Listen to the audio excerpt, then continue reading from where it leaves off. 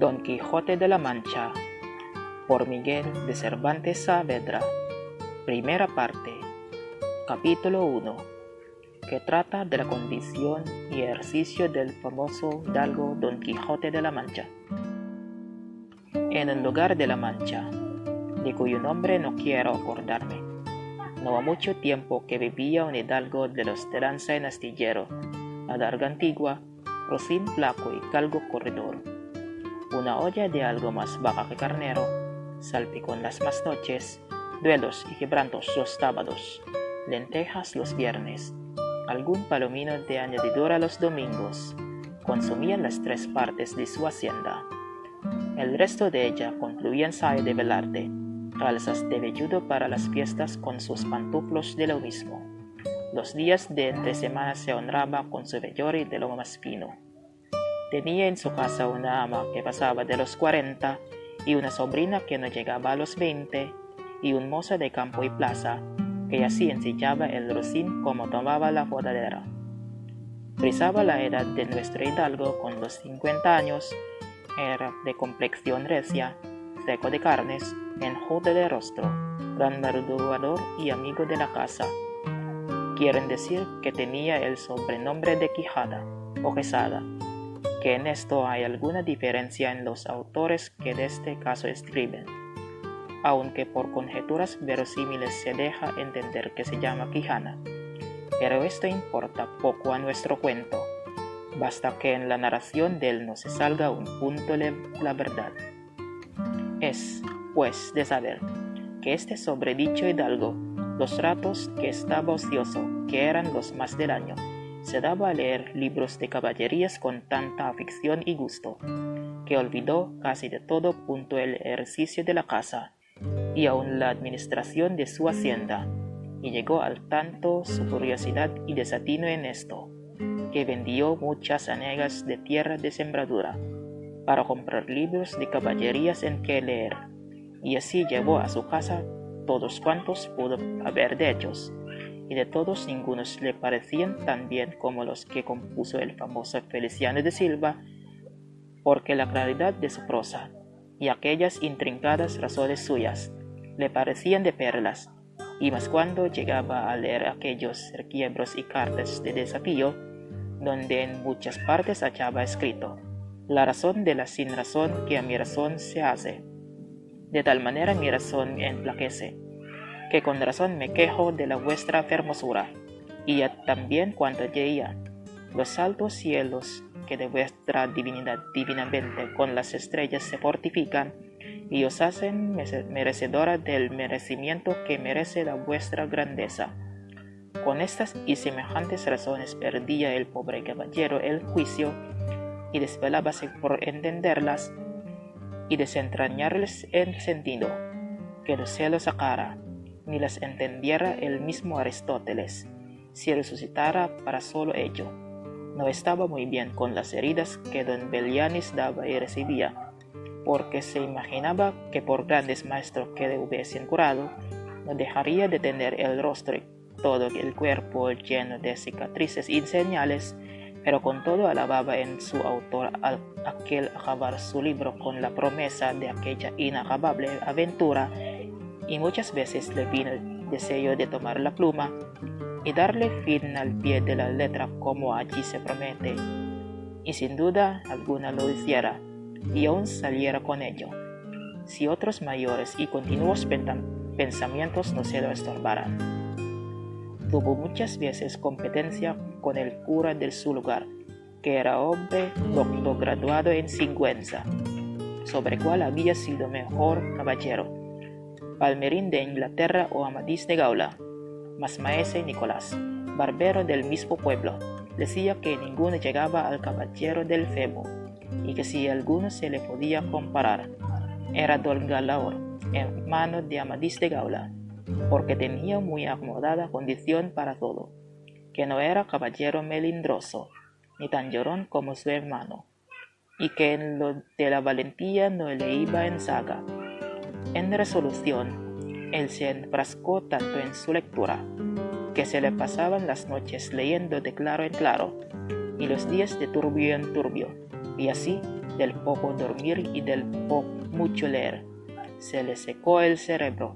de manera que vino a perder el juicio. Llenósele a la fantasía de todo aquello que leía en los libros, así de encantamientos, como dependencias, batallas, desafíos, heridas, requiebros, amores, tormentas y disparates imposibles, y asentósele de tal modo en la imaginación que era verdad toda aquella máquina de aquellas soñadas invenciones que leía, que para él no había otra historia más cierta en el mundo. Decía él que el Cid Ruy Díaz había sido muy buen caballero, pero que no tenía que ver con el caballero de la ardiente espada, que de solo un revés había partido por medio dos fieros y descomunales gigantes. Mejor estaba con Bernardo del Carpio, porque en Roncesvalles había muerto a Roldán el Encantado, valiéndose de la industria de Hércules, cuando ahogó a Denteo, el hijo de la tierra, entre los brazos. Decía mucho bien del gigante Morgante, porque con ser de aquella generación gigantesca, que todos son soberbios y descomedidos, él solo era afable y bien criado, pero sobre todo se estaba bien con Reinaldos de Montalbán. Y más cuando le veía salir de su castillo y robar cuantos topaba, y cuando en Allende robó aquel ídolo de Mahoma, que era todo de oro, según dice su historia. Y era él, por dar una mano de coces al traidor de Galalón, al ama que tenía y aún a su sobrina de añadidura. En efecto, rematado ya su juicio, vino a dar en el más extraño pensamiento que jamás vio loco en el mundo, y fue que le pareció convenible y necesario, así para el aumento de su honra, como para el servicio de su república, hacerse caballero andante e irse por todo el mundo con sus armas y caballo a buscar las aventuras y a ejercitarse en todo aquello que él había leído, que los caballeros andantes se citaban, deshaciendo todo género de agravio y poniéndose en ocasiones y peligros, donde acabándolos, cóbrase eterno nombre y fama. Imaginábase en el pobre ya coronado por el valor de su brazo, por lo menos del imperio de Trapisonda, y así con estos tan agradables pensamientos, llevado del extraño gusto que en ellos sentía, se dio priesa a poner en efecto lo que deseaba, y lo primero que hizo fue limpiar unas armas que habían sido de sus bisabuelos, que tomabas de orín y llenas de moho. Luego siglos sabía que estaban puestas y olvidadas en un rincón. Limpiólas y aderezólas lo mejor que pudo, pero vio que tenían una gran falta, y era que no tenía celada de encaje, sino morrión simple. Mas a esto suplió su industria, porque de cartones hizo un modo de media celada, que encajada con el morrión, hacía una apariencia de celada entera. Es verdad que para probar si era fuerte y podía estar al riesgo de una cuchillada, sacó su espada y le dio 2 golpes, y con el primero y en un punto deshizo lo que había hecho en una semana, y no dejó de parecerle mal la facilidad con que la había hecho pedazos, y por asegurarse de este peligro, lo tornó a hacer de nuevo, poniéndole unas barras de hierro por de dentro de tal manera, que él quedó satisfecho de su fortaleza, y, sin querer hacer nueva experiencia de ella, la diputó y tuvo por celada finísima de encaje. Fue luego a ver a su Ursín, y aunque tenía más cuartos que un real, y más tachas que el caballo de Gonela, que tantum pellis et ossa fuit,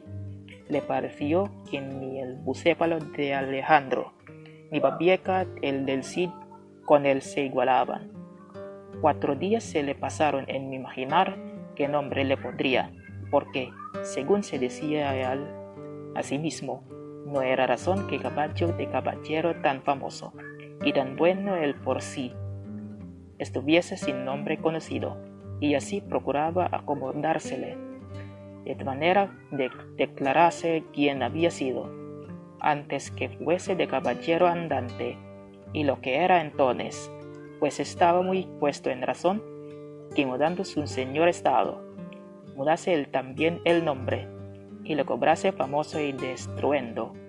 como convenía a la nueva orden y al nuevo ejercicio que ya profesaba. Y así después de muchos nombres que formó, borró y quitó, añadió, deshizo y tornó a hacer en su memoria e imaginación. Al fin le vino a llamar Rocinante, nombre a su parecer alto, sonoro y significativo de lo que había sido cuanto fue Rocín, antes de lo que ahora era, que era antes y primero de todos los Rocines del mundo. Puesto nombre y tan a su gusto y a su caballo, quiso ponérsele a sí mismo, y en este pensamiento duró otros 8 días, y al cabo se vino a llamar Don Quijote, de donde, como queda dicho, tomaron ocasión los autores de esta tan verdadera historia, que sin duda se debía llamar Quijada y no Quesada, como otros quisieron decir, pero acordándose que el valeroso Amadís no solo se había contentado con llamarse Amadís a secas, sino que añadió el nombre de su reino y patria, por hacerla famosa, y se llamó Amadís de Gaula. Así quiso, como buen caballero, añadir al suyo el nombre de la suya, y llamarse Don Quijote de la Mancha, con que a su parecer declaraba muy al vivo su linaje y patria, y le honraba con tomar el sobrenombre de ella. Limpias pues sus armas, hecho del morrión celada, puesto nombre a su Rocín, y confirmándose a sí mismo, se dio a entender que no le faltaba otra cosa, sino buscar una dama de quien enamorarse, porque el caballero andante sin amores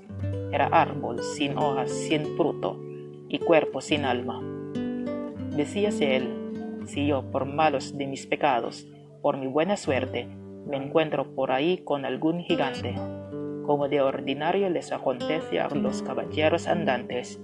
y le derribo de un encuentro, o le parto por mitad del cuerpo, o finalmente le venzo y le rindo, ¿no será bien tener a quien enviarle presentado, y que entre y se hinque de rodillas ante mi dulce señora, y diga con voz humilde y rendida: yo, señora, soy el gigante Caraculiambro, señor de la ínsula Malindraña, a quien venció en singular batalla el jamás como se debe alabado caballero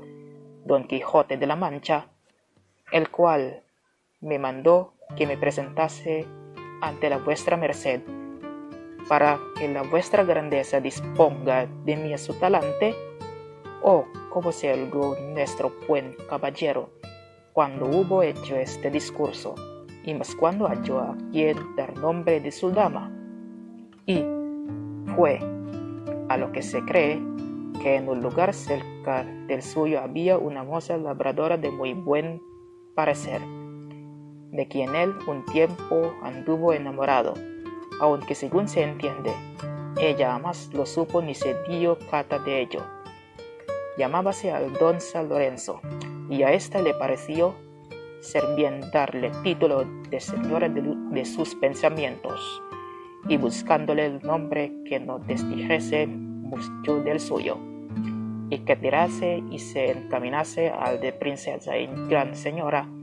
vino a llamarla Dulcinea del Toboso, porque era natural del Toboso, nombre a su parecer músico y peregrino y significativo, como todos los demás que a él y a sus cosas había puesto.